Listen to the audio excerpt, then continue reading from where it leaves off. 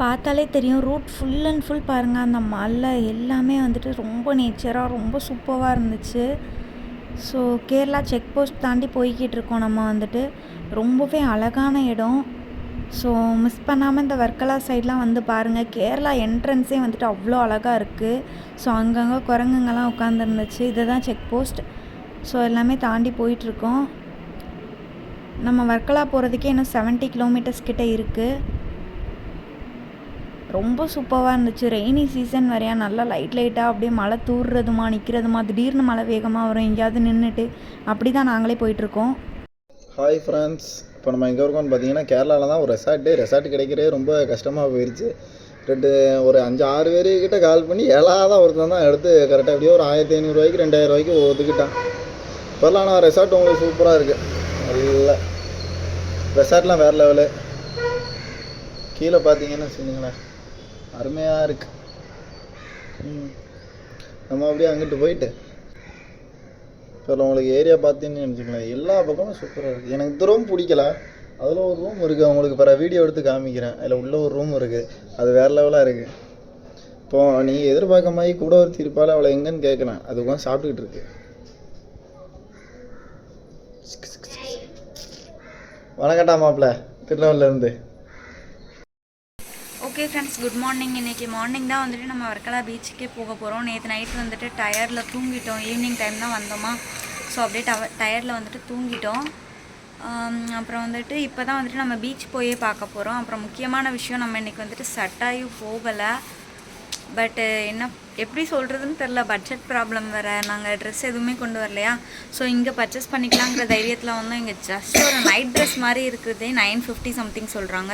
So நீங்களாம் வர மாதிரி இருந்துச்சுன்னா தயவு செஞ்சு சொல்கிறேன், ட்ரெஸ்ஸஸ் எல்லாமே ப்ரிப்பேர்டாக கொண்டு வந்துடுங்க.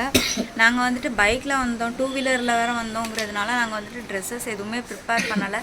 ஜஸ்ட்டு சும்மா ரஃப்யூஸ்க்கு போடுற மாதிரி ஒரு ட்ரெஸ் மட்டும் எடுத்து வைப்போம்னு நினச்சோம். அப்புறம் அதுவுமே வேண்டாம், அங்கே எங்கேயா ஷாப்பில் வாங்கிக்கலாம் அப்படின்னு சொல்லிட்டு தான் வந்தோம். பட் இங்கே வந்தால் பாய்ஸுக்கு வந்துட்டு ஷர்ட் எல்லாமே 350-300 அந்த ரேஞ்சில் இருக்குது. பட் வந்துட்டு அது அந்த ஒரு நாள் பீச் ஓரத்தில் போட்டுக்கிறதுக்கு மட்டும்தான் யூஸ் ஆகும். நீங்கள் ஷர்ட் வேணால் வாங்கிக்கலாம், மற்றபடி கேர்ள்ஸ் யாருமே இங்கே வந்து ட்ரெஸ் பர்ச்சேஸ் பண்ணிக்கலாம் அப்படிங்கிற எண்ணத்தில் வராதிங்க. ஏன்னா வந்துட்டு இங்கே ஜஸ்ட்டு சும்மா நார்மலாக நம்ம ஊர்லலாம் அந்த பூனம் சாரின்னு சொல்லுவாங்கள்ல, அந்த 100 ரூபா சாரீ, அந்த சாரியில் உள்ள லைனிங் கூட போடாமல் சும்மா எப்படி சொல்கிறது, இது வரைக்கும் ஷார்ட்ஸு, அதுக்கப்புறம் இது வரைக்கும் டிஷர்ட் வர மாதிரி அந்த மாதிரி தான் வந்துட்டு தைச்சி வச்சுருக்காங்க. சைடில் ஃபுல்லாக எலாஸ்டிக் கொடுத்து. ஸோ நமக்கு வந்துட்டு போட்டால் செட் ஆகாது அவ்வளோ சீக்கிரத்தில்.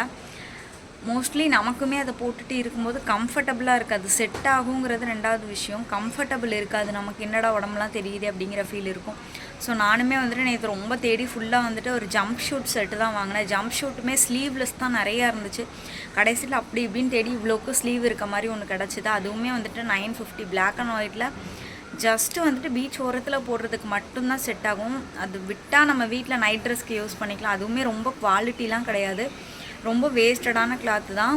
ஸோ அதனால் முடிஞ்ச அளவுக்கு வரும்போது ட்ரெஸ் எல்லாமே ப்ரிப்பேர் பண்ணி கொண்டு வாங்க, ஓகேங்களா. இப்போ வந்துட்டு நம்ம அப்படியே வர்க்கலா பீச்சுக்கு போயிட்டு சுற்றி பார்த்துட்டு ஏதாவது ஸ்நாக்ஸ்லாம் வாங்கி சாப்பிட்டுட்டு அங்கேருந்து அப்படியே நம்ம வந்துட்டு தென்காசிக்கு கிளம்பிடுவோம். ஸோ வாங்க பீச்சுக்கு போகலாம். வர்க்கலா பீச்சுக்கு தான் போயிட்டுருக்கோம். இப்போ சரௌண்டிங் நம்மளை சுற்றி ஒரு 1 கிலோமீட்டர் இருக்குமா? 1 கிலோமீட்டர் 1 கிலோமீட்டர் இருக்கும்.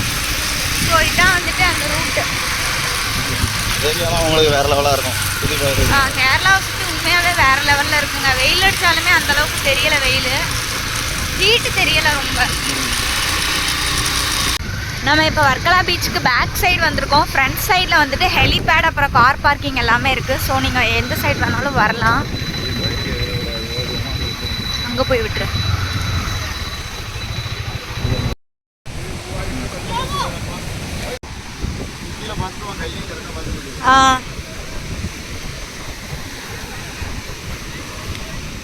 இரு நீ தெரியுத, நான் தான் தெரில, என் கை மட்டும்தான் தெரியுது. அம்மே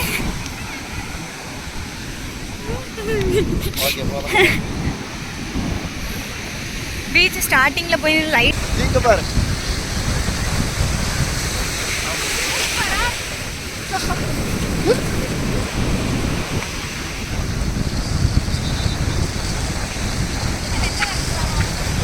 அவன் சும்மா உள்ள போறாங்க.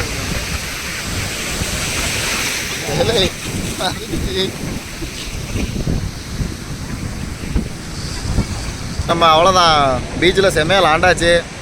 பயலத்துக்கு உள்ளே போடாதான் குறை, எல்லாத்துக்கும் உள்ளே போட்டுருப்பேன். இப்போ அவ்வளோதான், அப்படியே போய் ஸ்நாக்ஸ் ஏதாவது வாங்கிட்டு வாங்க. அங்கேருந்து உங்களுக்கு வியூ மேக்ஸிமம் வேறு லெவலில் கிடைக்கும். எல்லாம் உங்களுக்கு ஷாப்பெல்லாம் எங்கே இருக்குதுன்னு பாருங்கள். ஃபுல்லாக டாப்பு மேலேருந்து பார்த்தோன்னா பீச் வரும். லைட்டாக ஓரத்தில் உட்காந்து சாப்பிட்டோன்னா ஏதாவது டீ ஏதாவது சாப்பிட்டோன்னா ஜம்முன்னு இருக்கும். இருங்க, நெக்ஸ்ட் வீடியோவில் போய் கவர் பண்ணுறோம். அப்படியே ரன்னிங்கில்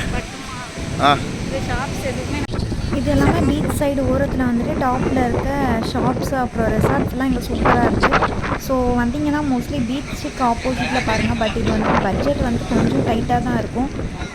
நாங்கள் வந்துட்டு முதல்ல எங்களுக்கு இந்த மாதிரிலாம் தெரிஞ்சிருந்தால் ஏற்ற மாதிரி பட்ஜெட் ரெடி பண்ணிவிட்டு வந்திருப்போம். பட் அது எங்களுக்கு அப்போ வந்துட்டு திங்கிங்கில் இல்லை. ஸோ நெக்ஸ்ட் டைம் வந்து இங்கே தான் ஸ்டே பண்ணுற மாதிரி நாங்களே பிளான் பண்ணியிருக்கோம். ஏன்னா இங்கே இருந்தால் வந்துட்டு பீச்சோட வியூ நல்லா தெரியுது. இங்கே பாருங்கள், அப்படியே சைடில் வந்துட்டு பீச்சோட வியூ வந்துட்டு உங்களுக்கு நான் காட்டுறேன். ஸோ ரொம்பவே சூப்பராக இருக்குது. ஃபுட் ஆர்டரே பாருங்கள், ஒரு 3 தோசை 120 ரூபா, 3 இட்லி 120 ரூபா. இப்போ வந்துட்டு ஃபுட் எல்லாமே ஆர்டர் கொடுத்துட்டு உட்காந்துருக்கோம். பட் பரவாயில்ல, அந்த அக்கா என்ன பேசுனாங்கன்னே புரியல. நான் என்னமோ கப்பு கப்புன்னு அடிச்சு விட்டா என்னமோ இதாகிட்டு ஜூஸ் எல்லாம். இங்கே மோஸ்ட்லி தமிழ் ஷாப்ஸ் எதுவுமே கிடையாது. ஃபுட்டுமே ஒரு அளவுக்கு தான் கிடைக்குது. பட் டேஸ்ட் வந்து ஒர்த்தாக இல்லை. பரவாயில்ல, நான் ஃபஸ்ட்டு டைம் வந்து எனக்கு தெரிஞ்சு இன்றைக்கி தான் இட்லி தோசைலாம் சாப்பிட போகிறோம்.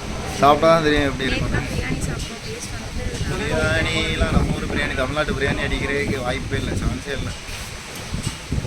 வேறு எனக்கு பின்னாடி பேக்ரவுண்டில் ஒரு வியூ இருக்குது. பார்க்குறதுக்கு ஹோட்டல் மாதிரி தானே இருக்குது. பின்னாடி உங்கள் வியூ எப்படி இருக்கு மட்டும் பாருங்கள். காமிக்கிறேன் அப்படியே பேக்ரவுண்ட். ஸோ உண்மையாகவே இந்த வியூ லெவல் ரொம்ப சூப்பராக இருக்குது. பட் இந்த ஹோட்டலில் ஃபுட்டோட ரேட்ஸ் தான் கொஞ்சம் கம்ஃபர்டபுளாக இல்லை. 3 இட்லி 120 ரூபா, 3 தோசை 120 ரூபா.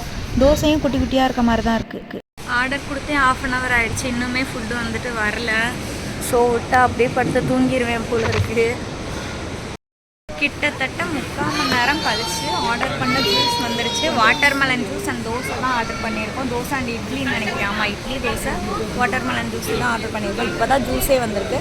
இட்லி தோசை எப்போ கொண்டு வந்து தராங்கன்னு பார்ப்போம். பட் இந்த பீச் வியூக்காக வெயிட் பண்ணி சாப்பிட்லாங்க. நல்லா தான் இருக்குது, நல்லா ரசிச்சு.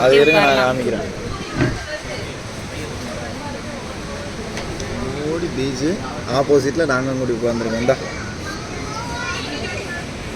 கிட்டத்தட்ட 1 மணி நேரம் 1/4 மணி நேரத்தில் நம்ம ஆர்டர் பண்ண ஃபுட்லாம் வந்துருச்சு. ஸோ சாப்பிட்டு கிளம்பிட்டோம். நான் மேலே வச்சு சொல்லியிருந்தேன்ல, ஒரு ஹவுஸு சூப்பராக லக்ஸரியாக இருந்துச்சுன்னு. அது இந்த இடம் தான். பார்க்க வேறு லெவலாக இருக்கா. இந்த இடத்துல அவங்க சாப்பிட்லாம். அந்த இடம் இருங்க, உங்கள் பேக் கேமரா வச்சு ஒரு வியூ காமிக்கிறேன். அது வரைக்கும் இது சும்மா அப்படியே ஃப்ரண்ட் வியூ நச்சுன்னு இருக்கா. இப்போ மொத்தத்துக்கு 3 ரூம் தான் இருக்குது. ஆனால் வேறு லெவலாக இருக்குது. ஃபேமிலி ரூம்ஸ் இல்லை ஜே, ஃப்ரெண்ட்ஸுக்கு தான். அவன் வர வர எல்லாம் சிங்கிள் ரூம் தானே. ஆனால் என்னால் என்ஜாய் பண்ணலாம் இந்த ரூமில் இருந்தேன்னா. நைட்டு வைப்பு நல்லாயிருக்கும். இவனுக்கு கொஞ்சம் இன்னும் இதுங்கணும், டெவலப் பண்ணணும். லைட்டிங்லாம் போட்டான்னு வச்சுக்கோங்க, லைட்டிங்கு சாங்குங்கெலாம் போட்டுட்டாங்கன்னு வச்சுக்கோங்க, அல்ட்ராவாக இருக்கும். ஓகே ஃப்ரெண்ட்ஸ், நம்ம வந்துட்டு இப்போ செக் அவுட் ஆகிட்டோம் ரூமில் இருந்து. ஸோ இந்த கார்த்திகா பிளாஸா இங்கே தான் வந்துட்டு நம்ம தங்கியிருந்தோம். ஸோ இந்த ரூமோட கான்டாக்ட் நம்பர் எல்லாமே வந்துட்டு இதிலே இருக்கும். எனக்கு தெரியுதான், கிளியராக பார்த்துக்கோங்க. அப்படி இல்லை அப்படின்னா மேப்பில் சர்ச் பண்ணி பாருங்கள், கிடைக்கும். ஓகே ஃப்ரெண்ட்ஸ், நம்ம இப்போ செக் அவுட் ஆகிட்டோம். இப்போ அப்படியே டேரெக்டாக வீட்டுக்கு தான் போக போகிறோம். கிளம்பியாச்சு. நம்ம வந்துட்டு என்ஜாய்மெண்ட் எல்லாமே வேறு லெவலில் இருந்துச்சு. ஸோ வர்க்கலாவில் வந்துட்டு எங்களுக்கு நிறைய மெமோரிஸ் வந்து க்ரியேட் ஆகிருக்கு. பட் அங்கே வந்துட்டு மோஸ்ட்லி வந்துட்டு தமிழ் பீப்புள்ஸ் வந்து அதிகமாக வரல. ஸோ நாங்கள் கிட்டத்தட்ட அங்கே பார்த்த தமிழ் பீப்புள்ஸ் அப்படின்னா ஒரு 5 பேர் பார்த்துருப்போம். மற்ற எல்லாருமே ஃபாரினர்ஸ் தான். ஸோ ஃபாரினர்ஸ் மட்டும்தான் அங்கே அதிகமாக வந்துக்கிட்டு இருக்காங்க. அதனால தான் என்னமோ தெரில, அங்கே ட்ரெஸ்ஸஸ் எல்லாமே ஃபாரினர்ஸ் போடுற மாதிரி மட்டுமே இருக்கோ என்னவோ தெரியல. பட் நம்ம கல்ச்சரில் அங்கே ட்ரெஸ்ஸஸ் அதிகமாக இல்லை. ஒரு சில டாப்ஸ் அண்ட் குர்த்திஸ் இருக்குது, பட் அதுவுமே வந்துட்டு குவாலிட்டி வைஸோ டிசைன் வைஸோ நல்லா இல்லை. ஓகே ஃப்ரெண்ட்ஸ், அப்படியே போகிற வழியில் நடக்கிற சின்ன சின்ன ஃபன் எல்லாமே பார்த்துட்டே போகலாம். ஃப்ரெண்ட்ஸ் பாருங்கள், நம்ம இப்போ எங்கே இருக்கோம் பார்த்தீங்கன்னா கேரளா தென்காசி போயிட்டுருக்கோம். சரியாவுள்ள மழை, எங்கேயுமே நிற்க முடியாது. எனக்குலாம் வாமிட் வர மாதிரி ஆயிடுச்சு. பாடி எலுமிச்சம்பழத்தை தப்பிக்கிட்டு இருக்கு. அவ்வளோ நம்ம அப்படியே நம்ம ஆண்டு வேலை போக வேண்டியது. மழை இப்போ தான் கொஞ்சம் தூரல் நின்னமா இருக்குது. சரி ஒரு ஃபோட்டோ எடுப்போமா அப்படிங்கிறக்காண்டி இந்த செல்லை நின்னேன். கொஞ்சம் நேச்சராக இருக்குது. கொஞ்சம் எல்லா இடமே கேரளா நேச்சராக தான் இருக்குது. உங்களோட ஒரு புல்லா கரடி, இந்த கரடி வச்சு போகிறோம். இதெல்லாம் வணக்கம். வேற எங்கேயும் இல்லை, நம்ம ஹெல்மெட்டு கொஞ்சம் உருண்டு கீழே ஓடிருச்சு. இந்த இடத்துல விட்டு நல்லா ஸ்பாட்டு நல்லா வேறு லெவலாக இருக்குதுன்னு சொல்லி இவ்வளோ கூட்டிகிட்டு வீடியோ எடுக்க வந்தேன். இது உட்காந்து எலுமிச்சம்பழத்தை நோக்கி என் ஹெல்மெட்டை உருண்டு ஓட விட்டுருச்சு. என் ஹெல்மெட் தரிச்சோம்னா அங்கே போயிட்டு அந்த பழத்துக்கு அந்த கிடக்கு என் கை நேருக்காக தான் இருக்குது. அதில் தான் இருக்குது. இப்போ போய் 8 வர வேண்டியிருக்கும். வாங்க ஹெல்மெட் எடுக்க போகலாம். இவ இருப்பா, இவ தின்னுக்கிட்டே இங்கேயே தான் இருப்பா, வேறு எங்கேயும் போக மாட்டா. நம்ம தான் பாதாளத்துக்குள்ள இறங்கி பள்ளத்துக்குள்ள இறங்கி போக வேண்டியது இருக்கிறது. ஓ மை காட், நீ பயம் கேட்டாதுல முடி பாம்பு வேற இருக்குமான்னு தெரியாது. ஆஹா, இது மண்ணில் ஆகலை, அப்படியே கிடக்குது, அவ்வளோதான். ஓகே, நோ டேமேஜின்னு நினைக்கிறேன். சரி பையா, வாரியா? நீ வரமாட்டேன் எனக்கு தெரியும்ல. உள்ளே விழுந்து செத்தாலும் சாவும், நான் மேலே வரும்போது ஒன்றே நான் தூக்க மாட்டேன்ற நீ.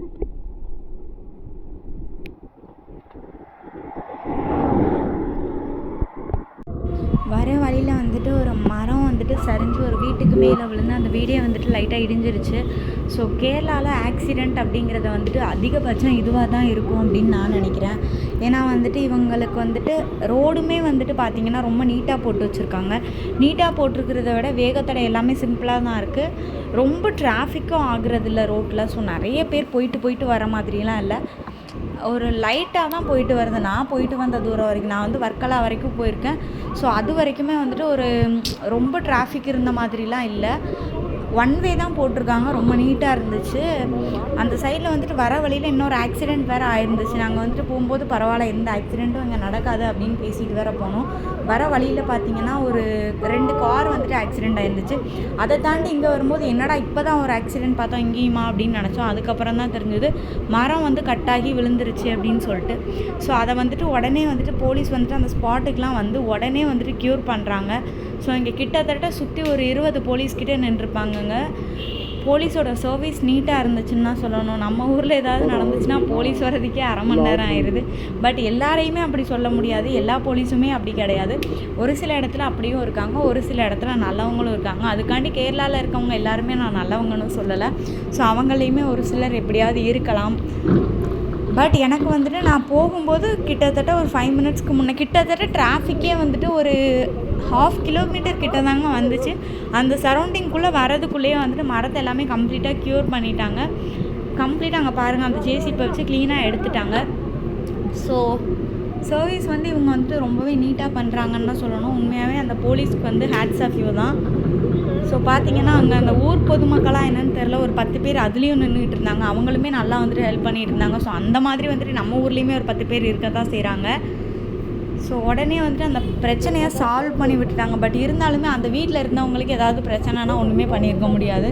ஸோ யாருக்குமே எந்த உயிர் சேதாரமும் இல்லாமல் தப்பிச்சிட்டாங்க. ஸோ அது வரைக்கும் ரொம்ப சந்தோஷம். இது ஆனால் ஒரு விபத்துன்னு தான் சொல்லணும். ஏன்னா வந்துட்டு அந்த வீடுலாம் உடஞ்சிருச்சு. வீட்டுக்கு உள்ளே வந்துட்டு ஏதாவது கல்லெலாம் விழுந்து யார் மேலேயா பட்டிருந்தாலும் ஆபத்து தான். ஸோ அந்த ஜேசிபி வச்சு அந்த மரத்தை ஒடிக்கி மேலே விழுந்து மரத்தை வந்து எடுக்கும்போதே செங்கல்லாம் கீழே பார்த்து நிறையா செங்கல் சரிஞ்சிருச்சு. ஸோ மலைக்கு நடுவில் வீடு இருக்குங்கிறதுனால இந்த ஒரு பிரச்சனை எல்லாருக்குமே பெருசாக தான் இருக்குது. இங்கே பாருங்கள். ஸோ அவ்வளோதான், அந்த மரத்தை வந்துட்டு ஒதுக்கிட்டாங்க. ஒதுக்கினோடனே நம்ம வந்துட்டு அங்கேருந்து கிளம்பிட்டோம். ப்ராப்ளமாக ரொம்ப சீக்கிரமாக சால்வ் பண்ணி விட்டுட்டாங்க. எடுத்த உடனே அவ்வளோதான், ரைட் போயிட்டு வாங்க அப்படின்னு சொல்லிட்டாங்க. அப்படியே ஒருத்தராக கிளம்ப ஆரம்பிச்சிட்டாங்க. நாங்களுமே கடைசியாக வந்துட்டு வீட்டுக்கு வந்துட்டோம். வீட்டுக்கு வந்துட்டு நல்ல ஒரு டயர்டுங்க, நல்லா அடித்து போட்ட மாதிரி உடம்பு வலி. ஸோ அதனால் தூங்கிட்டோம். பைக்கில் வேறு போயிட்டு வந்தோம் பார்த்தீங்களா, அதனால் ரொம்பவே டயர்டு. ஸோ தூங்கியாச்சு. ஓகே ஃப்ரெண்ட்ஸ், மறக்காமல் நம்ம சேனலை சப்ஸ்கிரைப் பண்ணி சப்போர்ட் பண்ணுங்கள்.